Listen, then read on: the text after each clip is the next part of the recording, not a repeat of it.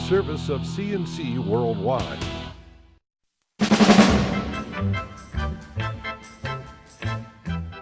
The Daily is a service of CNC News and Jib Jab Greetings. I'm Bud Lowell, and the full AccuWeather forecast right across the top of every CNC local news page. It is a wet forecast, and that's why the Wegmans LPGA Championship was hoping to tee off about the time this podcast is being uploaded on Thursday, but wasn't able to do it. The second major tournament of the LPGA season was supposed to start at 7:30 in the morning, but rain and lightning were in the area of Locust Hill Country Club, so they put it back to 11. CNC's Craig Potter is at Locust Hill. He'll be updating on the sports section of all these CNC news pages. 144 players are competing for a $2.25 million purse and more than $337,000 in first-place prize money once they do get to playing. And, of course, Rochester has the distinction of hosting two majors this year, as the PGA Championship is at Oak Hill Country Club in August. Governor Andrew Cuomo has released his plan for casino gambling across upstate New York, a plan he believes will boost tourism and economic development. The Upstate New York Gaming Economic Development Act would establish 3 destination resorts with gaming in upstate New York. So, question number 1, assuming that if you build it, they will come, where do you build them? The governor says that question will be settled on the merit of each application. There are some ground rules in the bill. First of all, the state has given the Oneida Indian Nation exclusive rights for casinos in central New York and the North Country, so no applications will be accepted for those regions. The state is in a dispute with the Seneca Nation over its gaming compact for western New York.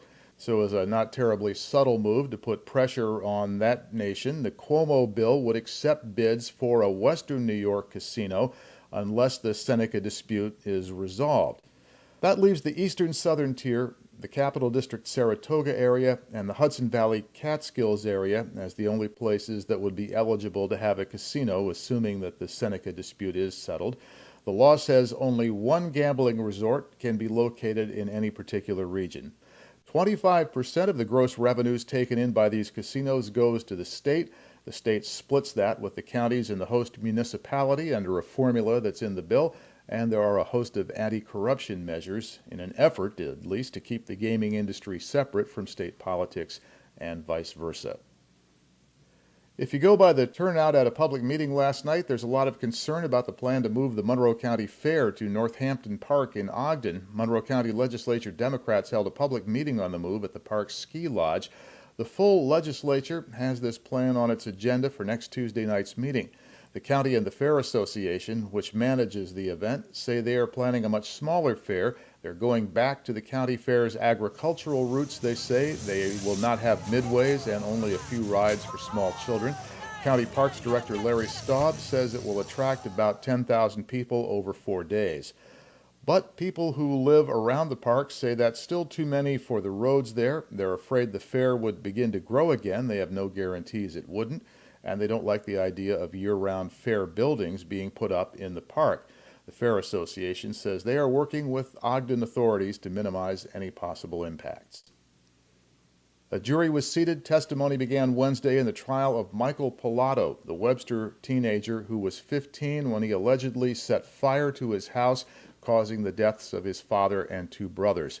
He is charged with 6 counts of murder, 2 of attempted arson, and arson. Monroe County District Attorney Sandra Doorley is handling this case personally. She called it an intentional, diabolical, and deadly crime in which Pilato deliberately used cans of gasoline to set the house on fire, then admitted his crime to police. Published reports say defense attorneys James Nobles and Brian DeCarolis believe the question is why Pilato set the fire. They say the answer they're going to give will let the jury have an option to consider some lesser charges. State Corrections Systems records show former Greece police officer Gary Pignato is out of prison. Pignato was jailed in 2009 after being found guilty of using his authority to coerce a woman into having sex with him and of bribing another for the same purpose. He is out under the state's conditional release program, having served 2/3 of his sentence. Pignato will be on parole supervision, and he'll have to comply with all the rules on sex offenders. While Pignato is out, a former Monroe County jail deputy is in. He will be spending 6 months in jail followed by 10 years of supervision after pleading guilty to having sexual contact with female inmates. Robert Wilson pled guilty on a 21-count indictment and agreed to register as a sex offender. The 41-year-old deputy admitted he had a sexual relationship with a 22-year-old female inmate and fondled 6 other women. The Livingston County Sheriff's Office has arrested a 32-year-old Avon man for the attempted holdup of the Avon CVS. The department says John Rauchbauer handed the pharmacist a note Monday demanding 2 prescription narcotics or he would start shooting. Then he apparently lost his nerve and ran, but not before leaving this image on the surveillance cameras, which led to his new address being the Livingston County Jail. Rauchbauer has been arraigned and is being held on $100,000 bail. A developer of student housing has withdrawn a plan for a complex on East River Road meant to serve Rochester Institute of Technology students. Campus Crest Communities issued a statement that it is withdrawing its permit application to the town of Henrietta. Their plan was to build a gated off-campus project for RIT. Neighbors did not like the idea. Campus Crest, which is based in Connecticut, said it is reviewing the proposal, looking at some of the issues, but remains interested in the Rochester market and in RIT long term. And the rain seems finally to have doused the massive brush pile fire that started Tuesday evening at the Brighton landfill. It smoldered through the day on Wednesday. Firefighters came back to the site off Browncroft Boulevard to douse the hot spots and make sure it didn't flare again. The fire was in a 50-foot tall pile of brush, branches, and stumps, all collected from around the town during the spring cleanup. Because of the remote location, it wasn't really a threat to anybody, but it was very hard to fight, and the cause is still being investigated. To the left of the player window are links to these and other stories. At the bottom of the page are links you can use to post news and information directly to us.